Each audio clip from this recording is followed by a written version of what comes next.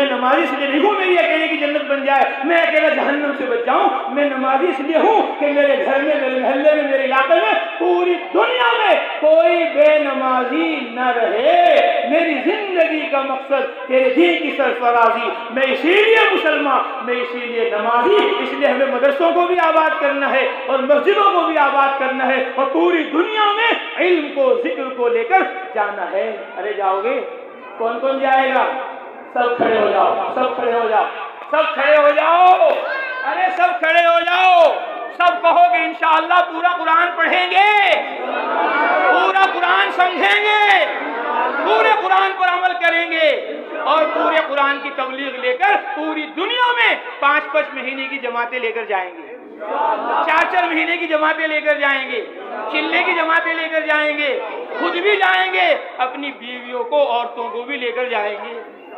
عورتوں کو اگر دین نہ سکھایا، اسلام تشریف رکھو، عورتوں کو اگر دین نہ سکھایا، اسلام نہ سکھایا، قرآن نہ سکھایا، سنت اور شریعت نہ سکھائی، تمہاری تبلیغ اور تمہاری تعلیم اور تمہارا سب کچھ چوکھٹ پر ہے، گھر بھیتر داخل نہیں ہوگا جب تک کہ عورتیں دیندار نہیں ہوں گی، جب تک کہ عورتیں ایماندار نہیں ہوں گی، جب تک کہ عورتیں سنت اور شریعت کی پابند نہیں ہوں گی، کیونکہ عورتوں سے ہی بچے پلتے ہیں۔ ماں کی گود میں 21 مہینے بچہ رہتا ہے، ماں کی کوکھ میں 9 مہینے بچہ رہتا ہے۔ اگر ماں دیندار ہے، ماں دین کی مددگار ہے، ماں سنت اور شریعت کی تبلیغ کرنے والی ہے تو اولادیں تبلیغ والی بنیں گی، اولادیں تعلیم والی بنیں گی، اولادیں عمل والی بنیں گی، ورنہ ساری تعلیم اور ساری کانفرنسیں گھڑی کی گھڑی رہ جائیں گی۔ اگر عورتیں دیندار نہ ہوئی، میں کہا کرتا ہوں، سن لو کان کھول کر، عورتیں بھی سن رہی ہوں گی، مرد تو سارے سن بھی رہے ہیں، میں کہا کرتا ہوں کہ عورتوں کے پاس ایک کتاب ہے، کیونکہ یہاں میں نے لکھا ہوا پڑھا کہ دینی تعلیم کو فروغ دینے اور رائج رسومات کی روک تھام کے لیے یہ رسومات اور یہ رسم و رواج کانفرنس سے ختم نہیں ہوں گے، یہ رسم و رواج ختم ہوں گے عورتوں سے۔ عورتوں کے پاس ایک کتاب ہے، عورتوں کے پاس کیا ہے؟ ارے بولو، عورتوں کے پاس ایک کتاب ہے جس کتاب کا نام ہے کتاب الخرافات والبدعات والرسومات۔ کتاب الخرافات والرسومات والبدعات ایک کتاب ہے جو عورتوں کے پاس ہے، جو بغیر صفحے کی ہے، اس میں کوئی صفحہ نہیں ہے، کوئی ورقہ پرچہ نہیں ہے، عورتیں سب کی سب اس کی حافظ ہیں۔ جب بچہ پیدا ہوتا ہے فوراً عورتیں وہ کتاب لے کر آ جاتی ہیں، جب بچہ بڑا ہوتا ہے تو عورتیں وہ کتاب لے کر آ جاتی ہیں، جب بچہ جوان ہو جاتا ہے، شادی ہونے لگتی ہے تو عورتیں وہ کتاب لے کر آ جاتی ہیں، جب گھر میں میت ہو جاتی ہے، جنازہ ہو جاتا ہے، عورتیں وہ کتاب اٹھا کر لے کر آ جاتی ہیں اور اس کو پڑھ پڑھ کر سنانا شروع کرتی ہیں، اور مولوی صاحب، مفتی صاحب، امیر صاحب، پیر صاحب، حضرت جی اس کی بات سنتے چلے جاتے ہیں۔ مردوں کی حکومت باہر ہے اور اندر عورتوں کی حکومت ہے۔ فرعون نے کہا قتل کر دو، بنی اسرائیل میں موسیٰ پیدا نہ ہونا چاہیے، 70,000 بچے قتل کر دیے، اللہ نے موسیٰ کو وہیں پہنچا دیا گھر میں، فرعون کے گھر میں۔ فرعون نے کہا انہو قاتلی، یہی ہے وہ موسیٰ، مجھے قتل کرے گا، لا تقتلہ، اسے قتل مت کرو۔ بیوی نے کہا عسیٰ ان ینفعنا، اس سے تو ہمیں نفع ہوگا، او نتخذہ ولدا، اتنے برس ہو گئے ہمارے تو کوئی اولاد بھی نہیں ہے، اس کو ہم اپنا لڑکا بنا لیں گے، لا تقتلہ، اسے قتل مت کرنا۔ فرعون نے گھٹنے ٹیک دیے بیوی کے سامنے، حکومت باہر چل رہی تھی اس کی، لیکن اندر بیوی کی حکومت چل رہی تھی۔ موسیٰ علیہ السلام پر ہاتھ نہ ڈال سکا، ساری حکومتوں کے باوجود کہ عورت کی بات سننے ماننے پر مجبور ہو گیا۔ ابا آدم علیہ السلام جنت میں تھے، اللہ نے کہا لا تقربا هذه الشجرہ، اس درخت کے قریب مت جائیو ورنہ تو ظالموں میں سے ہو جاؤ گے، نکالے جاؤ گے جنت سے۔ شیطان آیا، کھا لو، اللہ نے منع کیا ہے۔ شیطان نے کہا آدم تم مان نہیں رہے، ہوا دیکھ لو، اگر یہاں رہنا ہے تو یہ پیڑ، یہ درخت، اس کا پھل کھانا پڑے گا، کبھی یہاں رہو گے۔ اب حوا علیہ السلام کو پیچھے لگا دیا آدم علیہ السلام کے، آدم علیہ السلام نے حوا علیہ السلام کی بات مان لی اور جنت سے نکل گئے۔ نیک لوگ بھی عورتوں کی مانتے ہیں اور برا سب سے فرعون وہ بھی عورت کی مان رہا ہے، اس لیے سب سے زیادہ ضروری عورتوں کی جہالت ختم ہونا ہے، عورتوں کی غفلت ختم ہونا ہے، عورتوں میں علم و ایمان، قرآن و حدیث زندہ ہونا ہے۔ جب تک کہ مائیں، بہنیں، عورتیں، لڑکیاں جہالت سے، غفلت سے، نہیں ہوں گی اس وقت تک کہ یہ معاشرہ، اس وقت تک کہ یہ دنیا سدھرے گی نہیں۔ ماں کی زبان بولتا ہے بچہ، ماں کی زبان بولتی ہے بچی، مادری زبان۔ اس لیے ماں عورت مردوں سے 4 گنا زیادہ ہے، 4 گنا زیادہ ہیں۔ اس لیے اللہ نے کہا 4 شادیاں کرو، 1 نہیں کرو، 2 سے شروع کرو، مثنی وثلاث ورباع، 2 کرو، 3 کرو، 4 کرو۔ فَإِنْ خِفْتُمْ، اگر تمہیں ڈر لگ رہا ہے تم انصاف نہیں کرو گے، فواحدۃ، ہندوستان والوں تم کمزور ہو، چلو 1 سے کر لینا، ورنہ تو سعودیہ میں، عرب میں 4 بیویاں ہیں۔ میں نے کہا شیخ کتنی بیویاں ہیں آپ کے؟ کہنے لگے 4 بیویاں ہیں۔ میں نے کہا بچے کتنے ہیں؟ کہ 50 بچے ہیں۔ کتنے بچے؟ 4 بیویاں 50 بچے۔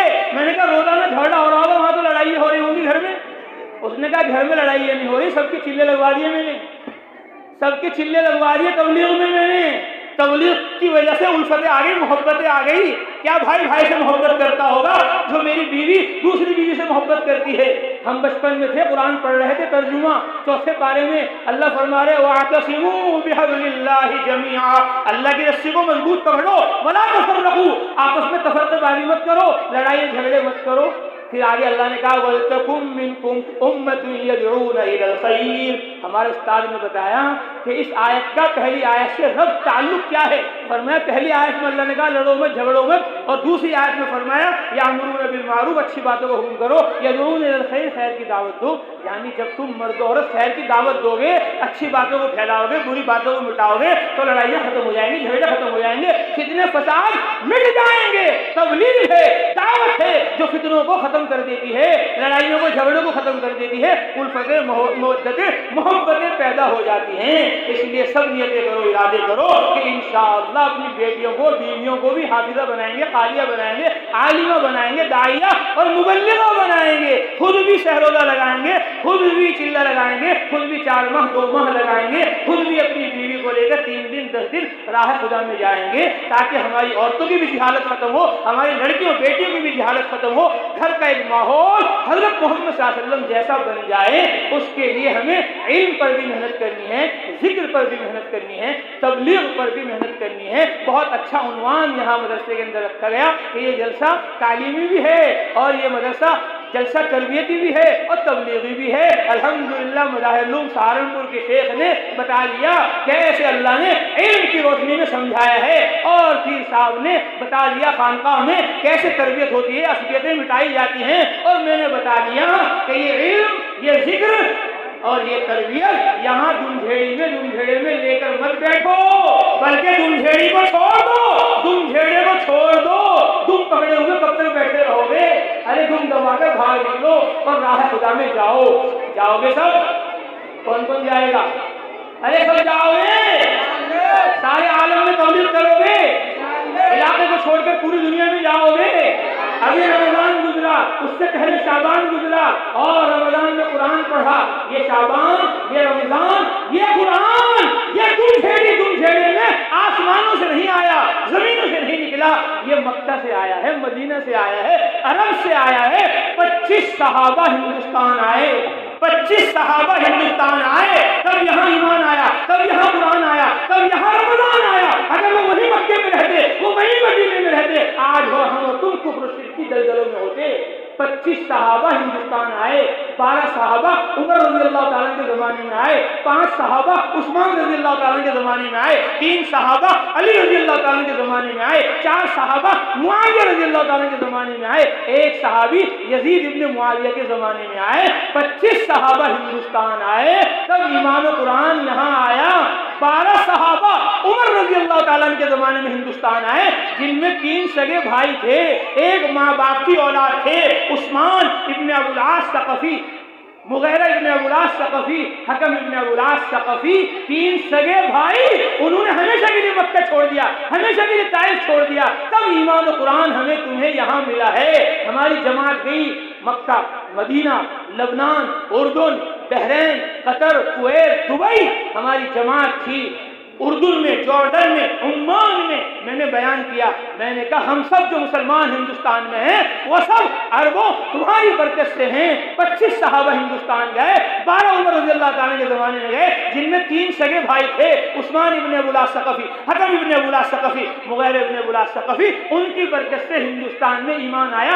آج وہاں مدرسے ہیں، مسجدیں ہیں، تبلیغ کے مرکز ہیں، اور وہاں سے جماعت ابھی لاک ڈاؤن کے بعد نکلی ہے، اس میں 3 سگے بھائی ہیں، تینوں حافظ ہیں، تینوں عالم ہیں، اور تینوں کے تینوں 1 سال کے لیے تبلیغ میں یہاں عرب میں آئے ہوئے ہیں۔ احیوا سنت اہل الطائف، انہوں نے طائف والوں کی سنت زندہ کر دی۔ 3 سگے بھائی عمر رضی اللہ تعالیٰ کے زمانے میں ہندوستان گئے تھے، اور 3 سگے بھائی ہندوستان سے یہاں عرب کے اندر آ گئے۔